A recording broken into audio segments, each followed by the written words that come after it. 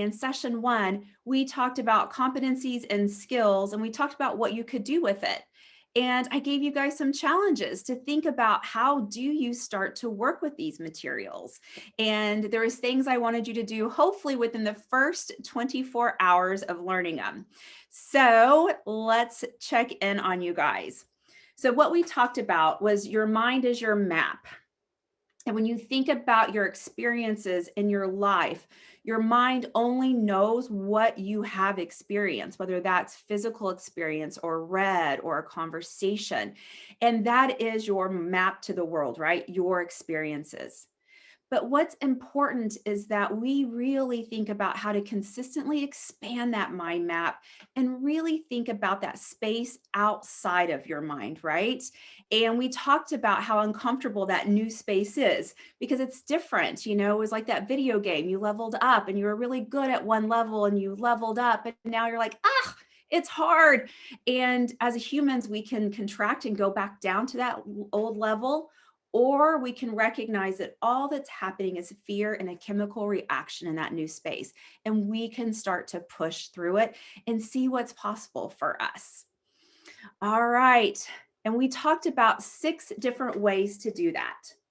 And when you think about expanding your mind map, we talked about embracing imperfections. We talked about never becoming a master. We talked about getting curious, and I gave you a whole list of great questions to get curious around discovery and innovation.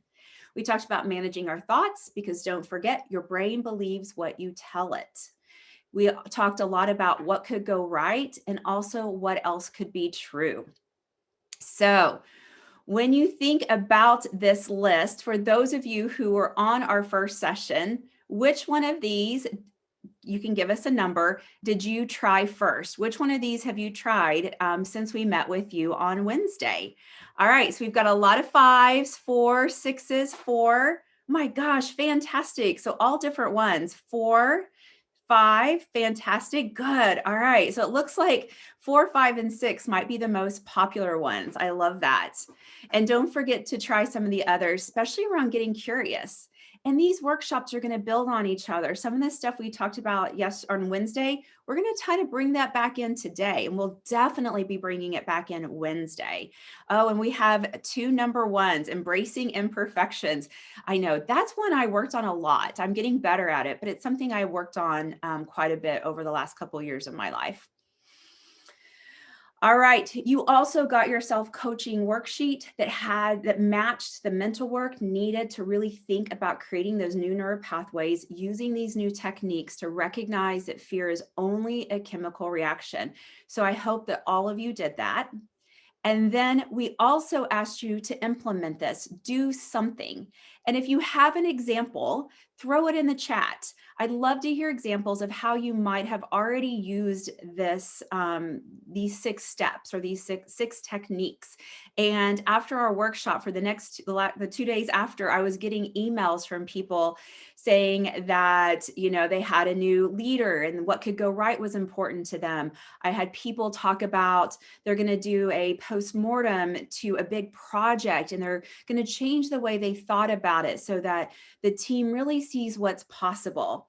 So if you have an idea of how you use one of these, drop it in the chat. It'll take a few minutes for it to come through.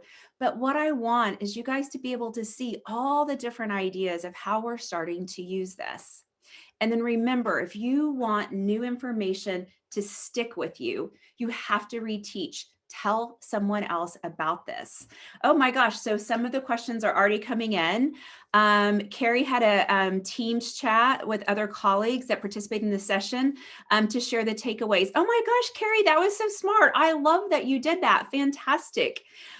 Deborah, what could go right and what are the steps to see that success? Yeah, and remember, what could go right and what could go wrong? It's kind of the same work. It's just a really big switch and how the chemicals start to fire off in your head so that you can see what's possible instead of forcing fear chemicals into your brain.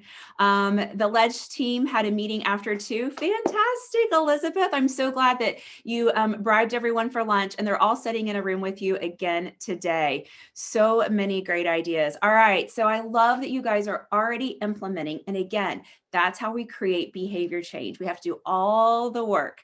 We can't just do some of it, or we will not create those new neural pathways. They just won't happen, right? We have to stay focused in that. All right. So, congratulations on all of you that have now started to close the true behavior change loop.